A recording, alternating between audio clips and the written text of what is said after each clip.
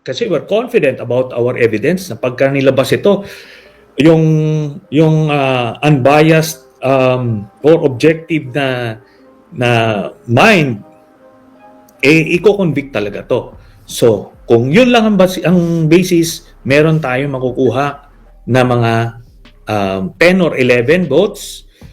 Then, meron kang 7 na undecided na kailangan pa ng konting motivations, ika nga, no? Para makakonvince. So, I think at the minimum, makakakuha ng 18. Ngayon, itong mga senador na ito, pag nag-decide sila, hindi, against the evidence, kahit na conviction, guilty yung sinasabi ng ebidensya, pero mag-a-acquit pa rin sila, then ibig sabihin nun, they are ready to cross with the President. Enzo Recto, kalaban ang katiwalian at kasinungalingan, kakampi sa katotohanan at kabutihan. Puntahan natin na Senator yung reality dyan sa House of Representatives. Bukod dun sa binanggit ni President Marcos before the impeachment complaint was filed, although sabi nyo nga, nag-iba na yung dynamics yan dahil itunuloy pa rin yung filing. Ang unang kalaban dito, logically, oras. Ano ba nakikita nyo? May oras pa ba para tapusin yung proseso sa House at iakyat yung articles of impeachment sa Senado? Sige. Ganito kasi, no? Meron mga nag-a-analyze na base daw sa Constitution, 10 session days, 3 session days, 60 session days. Sinasabi nila yung maximum. Di ba? Maximum yon. Pero, ang hindi nila na mention is yung shortcut mode, which is pagka may pumirma na 1/3 na congressman doon sa endorsement na yan, diretso na yan. Hindi na siya dadaan doon sa 10 session days from the SecGen to be placed sa order of business, tapos 3 session days to be referred to the Justice Committee, tapos ang Justice Committee would have 60 days, I think, to conclude its investigation para ma-present sa plenary. Yan yung regular mode na walang 1/3. Pero pag may 1/3 na kagad, antimano, diretso na. Shortcut na yun. Ngayon, babalik tayo dun sa ibabalik ko lang dun sa history natin, just a review ng history. Yung Corona impeachment complaint, na file yan December 12, diretso from Committee on Justice, diretso sa plenaryo, December 13 transmit sa Senado, December 14 yung Senado convert into an impeachment court.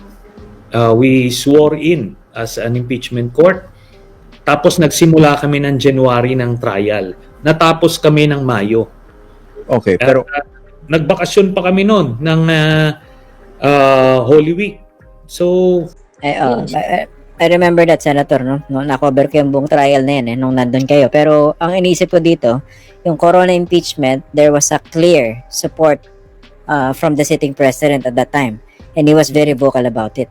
Dito kasi, at least publicly, the president is not supporting the impeachment complaint. So, dun pa lang, again, assuming that the president this time means it. Yes, but ang pinag-uusapan natin kasi dito theoretically, there's still time because precisely if we will compare it dun sa Corona impeachment, December 12, yon final. Tapos, ito yan, kung may mag-a-argue na naman, hindi, merong breakdown. Election. Tsaka election. Oo. Remember, pagka ang Senado, ang mga senador,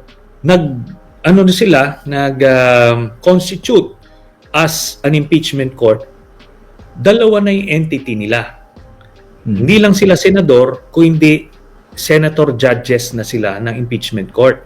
So meaning, yung break is only for the regular session. Yung regular session would be, I think, February 13, magka-campaign break. That is for the the hat or the personality as senator, no? Regular session. Pero yung impeachment court, pwede sila mag-decide na tuloy-tuloy natin ito even during the break, at yung ibang mga senador, yung mga kakandidatong senador, pwede silang umattend or pwede silang mag-monitor online para mangampanya sila. So, kasi constitutional duty ito eh. Hindi pwedeng sasabihin nila, magbabakasyon kami, magbe-break kami kasi campaign. Hindi pwede yun. Mas priority ito. Okay. Kailangan Yun na, okay, tama po yan. No? Kung umakyat dyan sa Senado, kasi they have no Yes. choice but to constitute themselves as an impeachment court. Pero that can make things even more interesting, di ba? Kasi kung talagang kukumbin, di ba? Siyempre, hindi naman kayo sasabak sa isang trial na wala man lang hopeful signals na hindi, makakakuha tayo ng numero dyan. Kasi isang pwedeng maging source of contention dyan, manggagaling dun sa mga senador seeking re-election. Diba? Sabihin nila, medyo dapat marami kayong, meron kami makuha out of this. Okay, yung iba, na meron ibang plano in the future for politics, diba? Ayokong i-clarify yung sinasabi ko, pero you know what I mean, diba? Yeah. Okay. So, sinasabi ko nga, yung mga senador na dyan, meron yung tinatawag natin free or principled votes na makukuha mo because naniniwala silang, kunyari kung conviction, naniniwala talaga silang kailangan i-convict. So, hindi mo kailangan aregluhin at ibibigay ng kusa yung conviction na yan. Then, meron yung mga undecided, no? Undecided, quote-unquote, or mga transactional votes na kailangan mong ayusin, regluhin, kahit naman, kunyari, the evidence would show na talagang guilty, pero they won't give their votes for free. Ika nga, yun. Then meron na talaga yung for acquittal na. Kahit na makita na, regardless of the evidence, talagang they will acquit. So yun, mo yan eh. Ika-categorize mo yung mga ganon. Tapos ito, I read somewhere na sinasabi daw na yung mga kandidato, automatic, hindi yan sila magboboto ng conviction kasi mababawasan yung boto nila. Di ba? Ngayon, yun naman ang assumption na ang botohan would be before the elections. Kasi pwede naman yung botohan after the elections. Let's say 2 weeks before the elections o mag-break para mag-process din ang botohan would be 2 weeks after the election day. Di ngayon, wala kang backlash, no? Kumaga, ito kasing mga nag-analyze minsan, ina-analyze nila based dun sa mga gusto nilang makita or yung mga hindi pa nila nakikita lahat. Ina-assume nila kagad na ganun yung mangyari. Marami to. Even I do not know what the circumstances would be a few months from now. Pero lahat yan, malalaman natin kung susubukan natin. At ang malinaw, kung basehan ng pag-uusapan, merong malinaw na basehan. Sa mga viewers natin, naka-2 komentaryo na ako dyan. Pinapaliwanag ko kung bakit dapat ma-impeach at ma-convict itong si Sara Duterte. Anyway, so ang binabanggit niya rito ay hindi naman kailangan magbotohan before the May 12 elections, no? Which makes sense dahil nakaupo pa rin naman sila hanggang even June 30. after the elections hanggang June 30. Okay, yun ang isa niya nakikita ng rito. Possibility.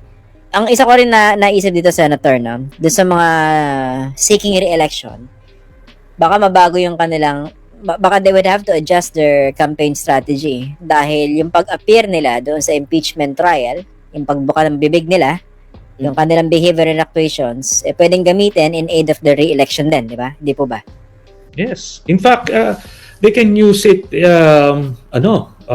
as free publicity, no? Nationwide yan, yung sambayanan, manunood dyan talaga.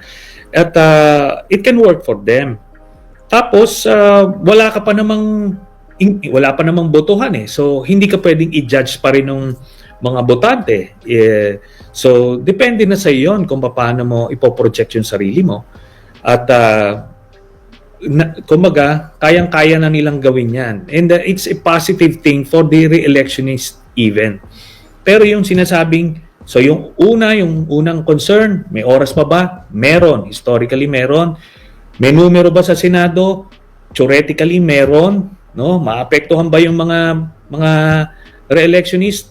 Hindi sila maapektuhan kung gagawing 2 weeks after the elections yung botohan. Kumbaga, it's a win-win for everyone. Kaya tong gawin kung gugustuhin natin, di ba? Pero sabi ko nga, everything starts with the filing which we already did. Senator, yung tanong ko, sabi niyo theoretically meron numero sa Senado? Anong basis nito? Theoretically, Theoretical lang talaga? Meron kayo 16? ganito, no? Ngayon kasi, syempre, tatanungin mo yung isang senador, sasabihin niya, titignan ko yung ebidensya. Yes. Ganun na sasabihin niya. Pero, ang nakikita na natin, mapoprofile mo na bawat isang senador. So, meron dyan, ito, kasi we're confident about our evidence na pagka nilabas ito, yung unbiased or objective na mind, i-convict talaga to. So, kung yun lang ang basis, meron tayong makukuha na mga 10 or 11 votes. Then, meron kang 7 na undecided na kailangan pa ng konting motivations, ika nga, no? Para makakonvince. So, I think at the minimum, makakakuha ng 18. So, Talaga? Hindi, theoretical. Minimum, 18 ang tinitingnan yung dito ng numero. Kasi ang magic number is 16. Mm-mm.